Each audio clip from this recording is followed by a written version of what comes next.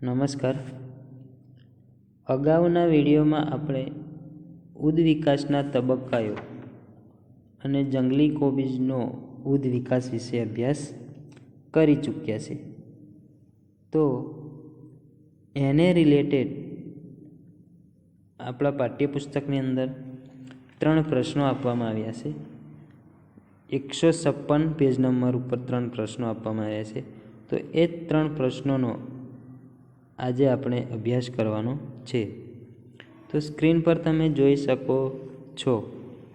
પ્રશ્ન નંબર 1, 2 જાતિઓના ઉદ્વિકાસીય સંબંધને નક્કી કરવા માટેની એક લાક્ષણિકતાનું ઉદાહરણ આપો. તો ઉત્તરમાં જોઈ શકો છો.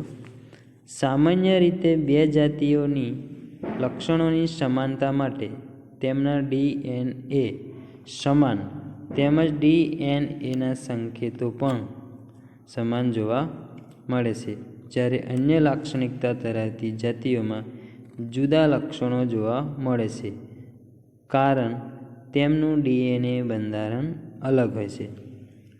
તો સામાન્ય રીતે 2 જાતિઓની લક્ષણોની સમાનતા માટે તેમના DNA સમાન તેમજ DNAના સંકેતો પણ સમાન જોવા મળે છે, જ્યારે અન્ય લાક્ષણિકતા ધરાવતી જાતિઓમાં જુદા લક્ષણો જોવા મળે છે, કારણ કે DNA બંધારણ અલગ હોય છે. તો DNA બંધારણ અલગ હોવાના કારણે અન્ય લાક્ષણિકતા ધરાવતી જાતિઓમાં આપણને જુદા લક્ષણો જોવા મળે છે. ઉદાહરણ તરીકે પક્ષી અને ચામાચીડિયાની પાંખોનું ઉદાહરણ સમજીએ. ચામાચીડિયાની પાંખ મુખ્યત્વે મધ્યસ્થ આંગળીના મધ્યની ત્વચાના વિસ્તરણથી નિર્માણ પામે છે. અગાઉ આપણે જોઈ ગયા. ચામાચીડિયાની પાંખ મુખ્યત્વે મધ્યસ્થ આંગળીના મધ્યની ત્વચાના વિસ્તરણથી નિર્માણ પામે છે, પરંતુ પક્ષીની પાંખ તેના સંપૂર્ણ અગ્ર બાહુની ત્વચાના વિસ્તરણથી બને છે. તો 2 જાતિઓના ઉદ્વિકાસીય સંબંધોને નક્કી કરવા પક્ષી અને ચામાચીડિયાની પાંખોનું ઉદાહરણ તમે લઈ શકો છો. પ્રશ્ન નંબર 2, એક પતંગિયા અને ચામાચીડિયાની પાંખને શું સમજાત અંગ કહી શકાય છે? કેમ અથવા કેમ નહીં? તો સેકન્ડ ક્વેશ્ચનમાં આપણને કહે છે કે એક પતંગિયા અને ચામાચીડિયાની પાંખને શું સમજાત અંગ કહી શકે છે? હા કે નામાં જવાબ આપવાનો છે. અને જો કેમ, તો એના વિશે આપણે સમજાવવાનું છે. તો ઉત્તરમાં તમે જોઈ શકો છો. પતંગિયાની પાંખ, જવાબ તો નામાં જ આવશે. ના, સમજાત અંગ ના કહી શકે. તો પતંગિયાની પાંખ અને ચામાચીડિયાની પાંખ બંને સમજાત અંગો નથી, કારણ કે બંનેનું બંધારણ રચના અલગ અલગ છે, ફક્ત કાર્યમાં જ સામ્યતા દર્શાવે છે. પતંગિયાની પાંખ અને ચામાચીડિયાની પાંખ બંને સમજાત અંગો નથી. કેમ? કારણ કે બંનેનું બંધારણ રચના અલગ અલગ છે, ફક્ત કાર્યમાં જ સામ્યતા દર્શાવે છે. તો પતંગિયાની પાંખ પણ ઉડવાનું કામ કરે છે, પતંગિયાની પાંખ પણ ઉડવાનું કામ કરે છે, અને ચામાચીડિયાની પાંખ પણ ઉડવાનું કામ કરે છે. કાર્ય સમાન છે, પરંતુ બંનેનું બંધારણ અલગ અલગ છે. એના માટે સમજાત અંગ કહી શકાય નહીં. બંનેના બંધારણ અલગ છે, તેમજ સંરચના અને ઉદ્ભવ પણ અલગ છે, આમ તે સમજાત અંગ નથી. બંનેના બંધારણ અલગ અલગ છે, એટલે કે એમની સંરચના અલગ છે અને એમનો ઉદ્ભવ પણ અલગ છે. તેના કારણે તે સમજાત અંગ નથી એવું કહી શકાય. તો એક પતંગિયા અને ચામાચીડિયાની પાંખ સમજાત અંગ નથી.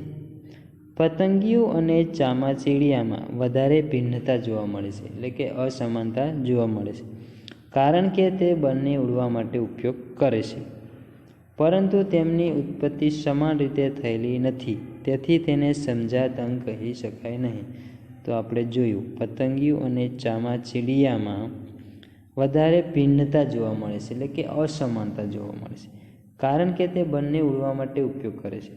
તો પતંગિયું અને ચામાચીડિયું એમની પાંખોનો ઉપયોગ ઉડવા માટે જ કરે છે, પરંતુ તેની ઉત્પત્તિ સમાન રીતે થયેલી નથી, તેના કારણે તેને સમજાત અંગ કહી શકાય નહીં. પ્રશ્ન નંબર 3. અશ્મિ શું છે? તે જૈવ ઉદ્વિકાસની ક્રિયા વિશે શું દર્શાવે છે? Question number 3. અશ્મિ શું છે? તે જૈવ ઉદ્વિકાસની ક્રિયા વિશે શું દર્શાવે છે? તો એનો ઉત્તર જોઈ શકો છો. ક્યારેક સજીવ અથવા તેના કેટલાક ભાગ એવા વાતાવરણમાં જતા રહે છે જ્યાં તેનું વિઘટન સંપૂર્ણ રીતે થતું નથી. ક્યારેક સજીવ અથવા તેના કેટલાક ભાગ એવા વાતાવરણમાં જતા રહે છે જ્યાં તેનું વિઘટન સંપૂર્ણ રીતે થતું નથી. એટલે કોઈ પણ શરીરનો ભાગ એવા વાતાવરણમાં જતો રહે તો એના શરીરનું વિઘટન એટલે કે નાશ થતું નથી. કોઈ મૃત કીટક ગરમ માટીમાં સુકાઈ જાય, કડક થઈ જાય અને તેના શરીરની છાપ સુરક્ષિત રહી જાય છે. કોઈ મૃત કીટક ગરમ માટીમાં સુકાઈ જાય, કડક થઈ જાય અને તેના શરીરની છાપ સુરક્ષિત રહી જાય છે. આવા રક્ષણ પામેલા અવશેષને જીવાશ્મ કે અશ્મિ તરીકે આપણે ઓળખીએ છીએ. અશ્મિઓ ઉદ્વિકાસ સંબંધો સમજવામાં ઉપયોગી છે. પૃથ્વીની સપાટીની નિકટ કે નજીક આવેલા જીવાશ્મ ઊંડા સ્તરમાં મળી આવેલા જીવાશ્મોની તુલનામાં વધારે નવા છે. તો પૃથ્વીની સપાટીની નજીક આપણને જે જીવાશ્મો મળી આવે છે એ જીવાશ્મો ઊંડા સ્તરમાં મળી આવેલા જીવાશ્મોની તુલનામાં વધારે નવા છે એવું આપણે કહી શકીએ. તો આપણે જોયું કે સામાન્ય રીતે સજીવના મૃત્યુ પછી તેના શરીરનું વિઘટન થાય છે અને તે સમાપ્ત થઈ જાય છે, પરંતુ ક્યારેક સજીવ એવા વાતાવરણમાં જતા રહે છે જેના કારણે તેનું વિઘટન સંપૂર્ણ થઈ શકતું નથી અને તેમના અવશેષ માટીમાં દટાઈ જાય છે અને છાપ સુરક્ષિત રહી જાય છે.